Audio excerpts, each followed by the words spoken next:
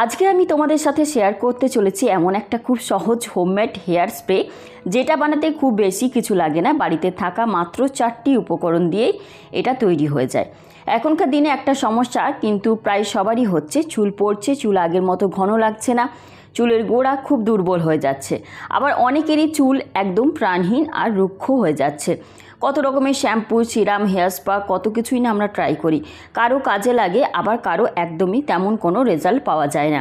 তাই আজকে ভাবলাম তোমাদের সঙ্গে আমার খুব সহজ একটা হোমমেড রেমেডি শেয়ার করি। আমি নিজেও মাঝে মাঝে এটা ব্যবহার করি। বানানো যেমন সহজ তেমন খরচও খুব কম। আর এর মধ্যে যে উপকরণগুলো আছে সেগুলো অনেক দিনই, বহুদিন ধরে চুলের যত্নে ব্যবহার হয়ে আসছে।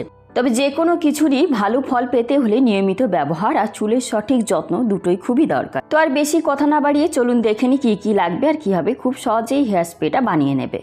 তো আমি এখানে দিয়ে দিচ্ছি 2 কাপের মতো জল। তো আমি এখানে ইলেকট্রিক কেটেলেই করছি। তোমরা চাইলে কিন্তু গ্যাস ওভেনের মধ্যে কোনো পাত্র বসিয়ে তার মধ্যেও কিন্তু এরকম 2 কাপের মতো জল দিয়ে এই রেমেডিটা তৈরি করতে পারো। তো মেনলি এই জলটার মধ্যে আমাদেরকে ইনগ্রেডিয়েন্টসগুলো অ্যাড করতে হবে।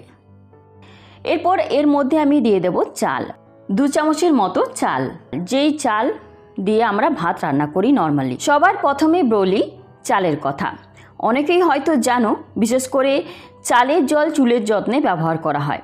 চালের স্টার্চের পাশাপাশি কিছু অ্যামিনো অ্যাসিড, বি ভিটামিন এবং অল্প পরিমাণ খনিজ উপাদান থাকে। চাল ফুটিয়ে যে জল তৈরি হয় তা চুলে লাগালে অনেক ক্ষেত্রে চুল কিছুটা নরম ও মসৃণ হয় এবং রুক্ষ ও ড্রাই চুলে সাময়িকভাবে একটা সিল্কি ফিনিশ আনতে সাহায্য করে। যাদের চুল খুব জট বেঁধে যায় তাদের জন্য কিন্তু চালের জল ব্যবহার করলে চুল আঁচড়াতে কিছুটা সুবিধা হয়। নিয়মিত হেয়ার কেয়ারের অংশ হিসাবে ব্যবহার করলে চুলে হালকা মতো ব্রাইট আসে এবং চুল দেখতে আরও স্বাস্থ্যকর লাগে। এরপর আমি যেটা দেব সেটা হচ্ছে, দেখো এখানে আমি চা পাতা নিয়ে নিয়েছি। যে রেগুলার আমরা চা বানাই সেই চা পাতায় কিন্তু আমি এখানে নিয়েছি। তো এখানেও আমি 1 চামচের মতো চা পাতা এখানে অ্যাড করব। এবার আসি চা পাতার কথায়। চা পাতা প্রাকৃতিক অ্যান্টিঅক্সিডেন্ট থাকে, যা স্ক্যাল্পকে সতেজ অনুভব করাতে সাহায্য করতে পারে। চা পাতার জল দিয়ে চুল ধুলে অনেকের চুল কিছুটা বেশি চকচকে এবং ফ্রেশ দেখায়। এছাড়াও যাদের স্ক্যাল্প খুব তাড়াতাড়ি তেলতেলে হয়ে যায় তাদের ক্ষেত্রে কিন্তু চা পাতার জল স্ক্যাল্পকে কিছুটা সতেজ অনুভব করাতে সাহায্য করে। এটি চুলকে ভারী না করে হালকা অনুভূতি দিতে সাহায্য করে। এবার আমি এখানে 1 চামচের মতো মেথি দিয়ে দেব। তো চুলের যত্নে সবচেয়ে বেশি ব্যবহৃত প্রাকৃতিক উপকরণের মধ্যে মেথি হচ্ছে অন্যতম। চুলের জন্য মেথি যে কতটা ভালো সেটা তো প্রায় সবাই জানে। মেথির মধ্যে প্রোটিন, আরও অনেক দরকারি পুষ্টি উপাদান থাকে, যেগুলো চুলের গোড়ার যত্ন নিতে সাহায্য করে। নিয়মিত ব্যবহার করলে চুল কম ভাঙে এবং চুল নরম থাকে আর ড্রাইনেসও অনেকটা কমে যায়। যাদের চুল খুব রুক্ষ বা ফ্রিজি তাদের জন্য কিন্তু মেথি সত্যি খুব ভালো একটি উপকরণ।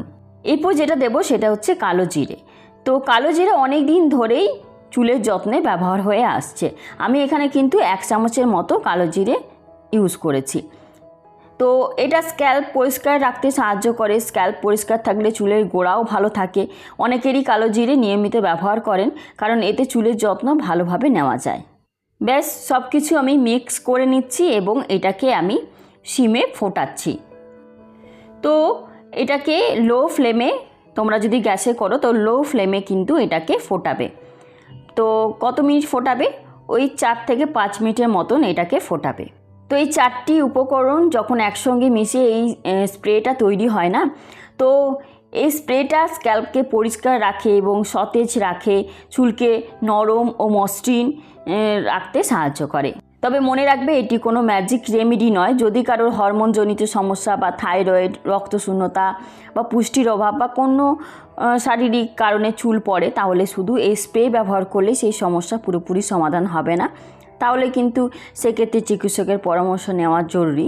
কিন্তু নচেত কিন্তু যদি চুল পড়া এরকম নর্মাল কারণে হয়ে থাকে তাহলে কিন্তু এই স্প্রেটা খুব কাজে দেবে। তো আমি এটা 5 থেকে 4 মিনিটের মতো ফুটিয়ে নেব। তো তোমাদের মনে প্রশ্ন থাকতেই পারে যে এই রেমেডিটা আমি একবার বানিয়ে এটাকে স্টোর করা যাবে কি না। এটা স্টোর করা যাবে। তো তোমরা কি করবে, এটাকে বানিয়ে একটা স্প্রে বটলে ভরে নেবে, তারপরে গিয়ে ওই স্প্রে বটলটা কিন্তু ফ্রিজের মধ্যে স্টোর করবে। তারপর লাগানোর 15 মিনিট আগে তোমরা ফ্রিজ থেকে ওটাকে বার করে গিয়ে আবার অ্যাপ্লাই করবে, তারপর আবার ফ্রিজের মধ্যে স্টোর করবে। তো এটা আমি 5 মিনিটের মতন ফুটিয়ে নিয়েছি। তারপরে দেখো আমি কিন্তু সুইচটা অফ করে দিলাম, মানে এটা বন্ধ করে দিলাম। তারপরে এটাকে ঢাকা দিয়ে আমি কিছুক্ষণ রেখে দেবো, তারপরে গিয়ে এটাকে আমি স্ট্রেনারে করে ছেঁকে নেব। আমি 5 মিনিট মতো এটাকে ঢাকা দিয়ে রেখেছিলাম, তারপরে গিয়ে দেখো কালারটা কি সুন্দর এসেছে। তো এটা একদম তৈরি।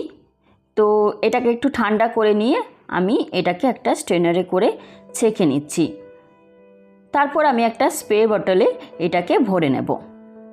এখন বলি এটা কিভাবে স্প্রেটা ব্যবহার করবে। চুল ধোয়ার ধরো 30 থেকে 45 মিনিট আগে চুলের গোড়ায় ভালোভাবে এই স্প্রে করে নেবে। তো এরপরে আঙুলের ডগা দিয়ে 3 থেকে 5 মিনিট মতো খুব হালকা হাতে ম্যাসাজ করবে।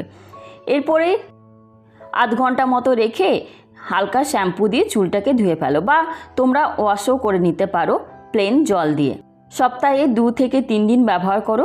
নিয়মিত হেয়ার কেয়ারের রুটিনের সঙ্গে ব্যবহার করলে স্ক্যাল্প পরিষ্কার রাখতে, চুলকে সতেজ অনুভব করাতে সাহায্য করে, আর সাথে সাথে কিন্তু নতুন চুলও গজাবে। আর দেখবে যে আমাদের যে স্ক্যাল্পে খুশকির যে সমস্যা সেইগুলোও কিন্তু চলে যাবে আস্তে আস্তে। তো বন্ধুরা, আজকের এই সহজ হোমমেড হেয়ার স্প্রে তোমাদের কেমন লাগলো অবশ্যই কমেন্ট করে জানাবে। আর এই রেমেডিটি ব্যবহার করে তোমাদের অভিজ্ঞতাও কিন্তু আমার সাথে শেয়ার করতে ভুলো না। তো সবাই ভালো থাকবে, সুস্থ থাকবে, আবার দেখা হবে নতুন একটা ভিডিওতে। ধন্যবাদ।